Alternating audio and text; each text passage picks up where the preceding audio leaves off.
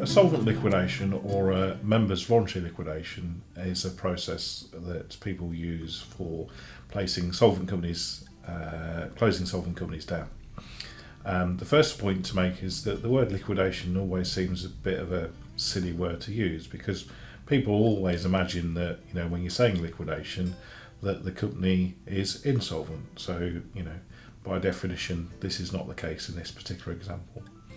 So what we see is people who have got businesses and they're maybe looking to retire, businesses where the business has no further purpose, or people who've sold the assets within that business and they're just left with a pot of cash.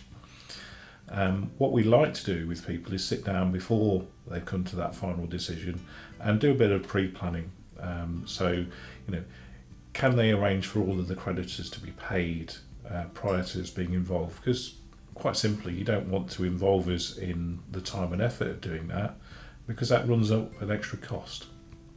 The next stage really is to then look at any of the potential problems that might occur. So we're looking at the key areas here, so employees, property leases, right down to the really simple stages. So for example, commonly people might have, say, a photocopier.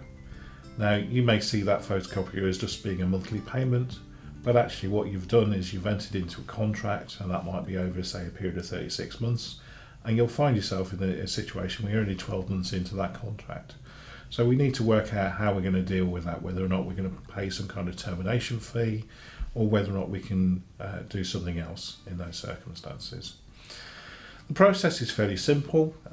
You have a directors meeting, a shareholders meeting at which the liquidator is appointed, and then it's our job to ensure that all creditors have been paid and that we've agreed with the revenue that they're happy for the company to close and there's no further action that needs taken from their point of view.